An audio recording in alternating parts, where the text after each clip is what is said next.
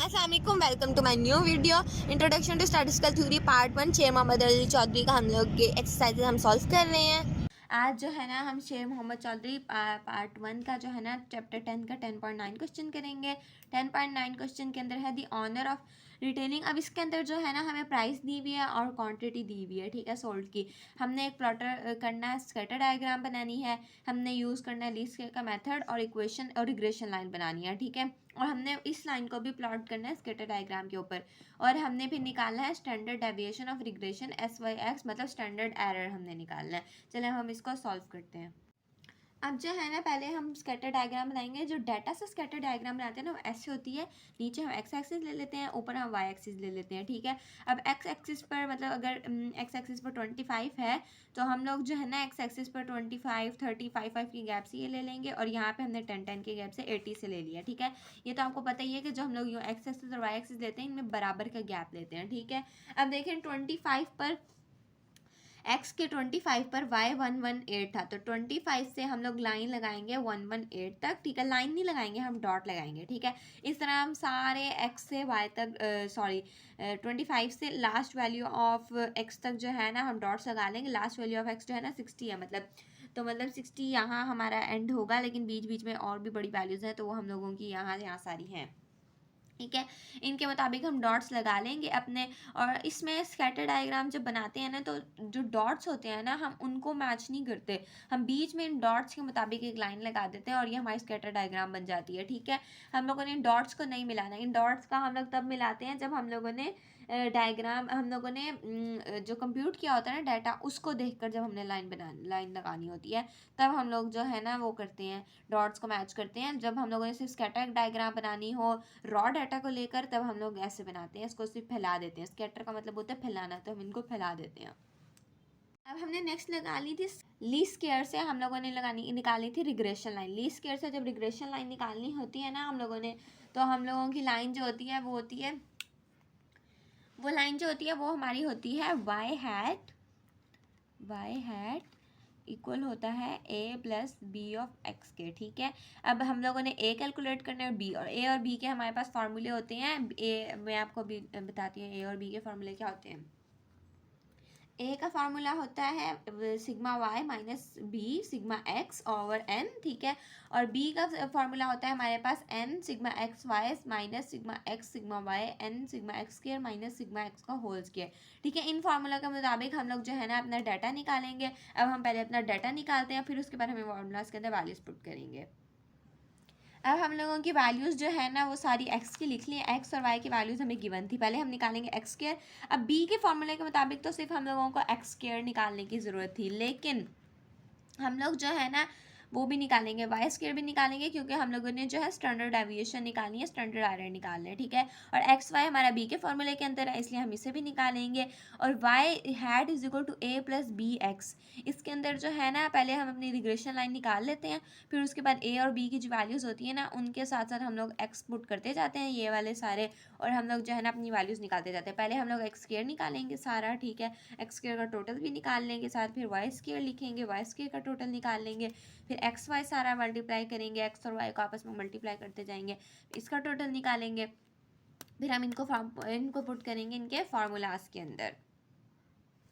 अब हम इसको जो पुट करते हैं बी के फार्मूले के अंदर, बी का फार्मूला है एन, ठीक है। एन हमारे कितने थे 10, मतलब आप वैल्यूज़ को गिन लें, एक्स की वैल्यूज़ कितनी है वो हमारी 10 है, उसके अंदर वो वैल्यू लिख देंगे। सिग्मा एक्स की वाई की जगह पे इनका टोटल लिख देंगे, सिग्मा एक्स की जगह पे उसका टोटल, सिग्मा वाई की जगह पे उसका टोटल, ठीक है।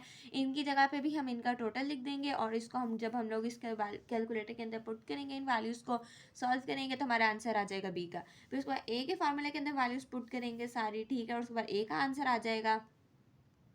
उसके बाद हम अपने रिग्रेशन लाइन के अंदर पुट करेंगे 130.62 माइनस 0.57 एक्स, ठीक है। अभी हमारी रिग्रेशन लाइन बन गया। अब इसका अभी ये रिग्रेशन लाइन अगर उसे हमें कहते हैं ना रिग्रेशन लाइन निकालें तो यहाँ तक हमारा ये क्वेश्चन हो जाता सॉल्व, लेकिन उन्होंने हमें कहा है कि आपने इस रिग्रेशन लाइन से कैलकुलेटेड डाटा से स्कैटर डायग्राम भी बनानी है, तो हमें ऐसा करना पड़ेगा। हमें स्कैटर डायग्राम बनाने के लिए जो वैल्यूज़ चाहिए उनके लिए हमें इसके अंदर एक्स पुट करना पड़ेगा और वाई हैट निकालना पड़ेगा, डिफरेंट सबके लिए, सब एक्स की वैल्यूज़ के लिए वाई हैट डिफरेंट निकालना पड़ेगा। अब हम इस वाई हैट की लाइन के अंदर जो है ना एक्स पुट करते जाएंगे और हम लोग अपनी ए और बी की वैल्यूज़ को मतलब पहले जो एक्स की वैल्यू पुट करेंगे उसको बी की वैल्यू से मल्टीप्लाई करेंगे, फिर उसको हम लोग ऐड कर देंगे ए के साथ, तो हमारा ये सारा निकल आएगा टेबल और हमारा आंसर निकल आएगा इसका। ठीक है, अब इस के मुताबिक जो है ना हम लोगों ने अपनी स्कैटर डायग्राम बनानी है इस डाटा के मुताबिक। नीचे तो लेंगे x को ही, लेकिन यहाँ पे जो है ना y की जगह अब आ जाएगा y हैट। अब y हैट के अंदर जितनी भी वैल्यूज़ थी आप उनके मुताबिक जो है ना इनका गैप ले लेंगे, और उसके बाद इसके अंदर जो है ना हमने डॉट्स को मिलाना होता है। आप 25x जो था उस पर वैल्यू जितनी भी y हैट की होगी उसके मुताबिक डॉट लगाएंगे सारे, और उसके बाद आप इन डॉट्स को मिला देंगे, तो ये हमारा स्कैटर डायग्राम बन जाएगा कैलकुलेटेड डाटा के मुताबिक। इसके बाद हम लोगों ने निकालने अपनी स्टैंडर्ड डेविएशन, चले अब हम उसको निकालते हैं। अब जो हमारा स्टैंडर्ड डेविएशन का फार्मूला होता है ना वो होता है sigma Y square minus A sigma Y minus B sigma x Y N minus K का मतलब ये होता है कि जितनी आपके अननोन्स हो, मतलब वैल्यू के अंदर अननोन हमारे अब वाई रिग्रेशन लाइन के अंदर कितने अननोन है, वाई हैट और एक्स। ठीक है, ये हमारे सिर्फ दो अननोन है तो यहाँ पे 2 आ जाएगा। सही है, इसके मुताबिक सारा हम वैल्यू डाटा पुट करेंगे अपने फार्मूला के अंदर और हम अपना स्टैंडर्ड एरर निकाल लेंगे सॉल्व करके, तो हमारा यहाँ पे ये क्वेश्चन सॉल्व हो जाएगा। अब हम नेक्स्ट क्वेश्चन करते हैं। अब हमारा है 10.10 क्वेश्चन। इसके अंदर भी हमें डाटा गिवन है एक्स और वाई का, और हम लोगों को कहा हुआ है कि आप और हमें कहा है आप कंप्यूट करें वाई ऑन एक्स को। ठीक है, मतलब एक regression line y on x की।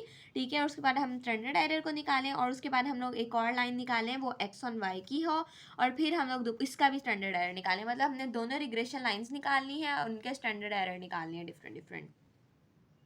अब हम 10.10 क्वेश्चन को सॉल्व करेंगे। इस क्वेश्चन के अंदर हमें y ऑन x और x ऑन y दोनों निकालने का कहा है।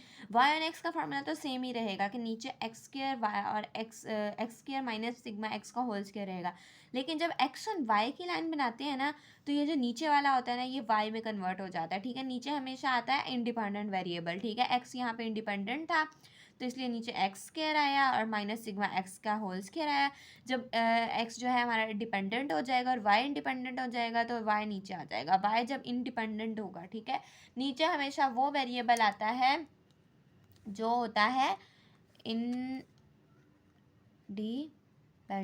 सही है, हमेशा वो वेरिएबल नीचे आता है जो इंडिपेंडेंट होता है। ठीक है, उसके अलावा नहीं आता कोई वेरिएबल।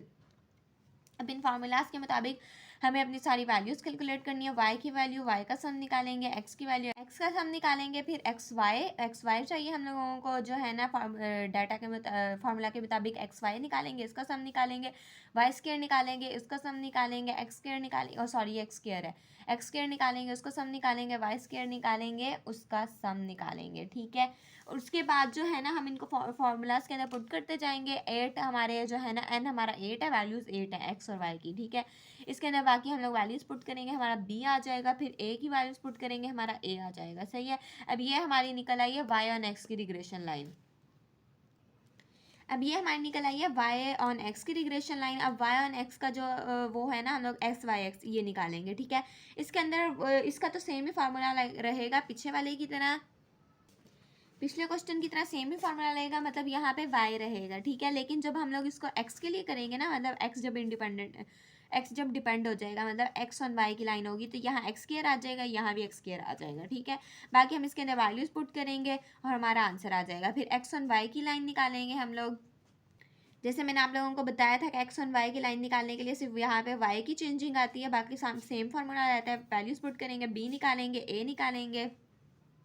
ए के फार्मूले के अंदर भी ना थोड़ी सी चेंजिंग आती है, वो ये होती है पहले वो हमारा y आता था ना फिर x आता था, इसमें जब x हमारा डिपेंड करता है, मतलब x ऑन y की लाइन होती है तो पहले हमारा x आता है फिर हमारा y आता है। ठीक है, इस तरह करेंगे, यहाँ पे y चेंज हो जाता है, यहाँ x की जगह y आ जाता है, और यहाँ पे भी x की जगह पे y आ जाता है और y की जगह पे x आ जाता है, बाकी कोई चेंजिंग नहीं आती।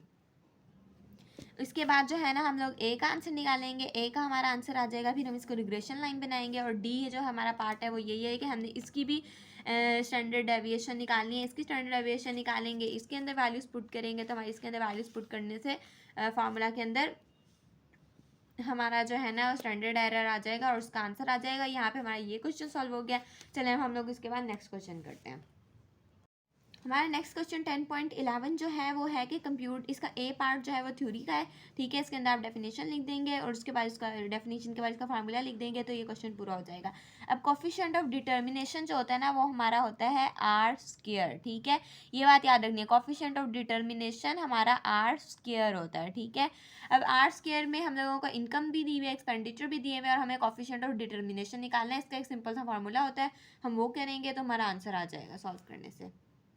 कोफिशिएंट ऑफ डिटर्मिनेशन जो होता है, उस कोफिशिएंट ऑफ डिटर्मिनेशन का फार्मूला होता है r square is equal to n sigma x Y minus, same formula होता है, बस नीचे जो है ना ए और b sorry y on x और एक्स ऑन वाई के लिए जो आप लिखते हैं ना, मतलब लिखते हैं नीचे एक दफ़ा x की वैल्यूज़ लिखते हैं जब x इंडिपेंडेंट होता है तो, और जब y इंडिपेंडेंट होता है तो y की वैल्यूज़ लिखते हैं नीचे फार्मूले में। आप वो दोनों इकट्ठे करके लिख देंगे और उनका अंडर रूट ले लेंगे तो हमारा आर स्क्वायर बन जाएगा। b का फार्मूला ऊपर वाला बाकी वैसे का वैसा रहेगा, ठीक है।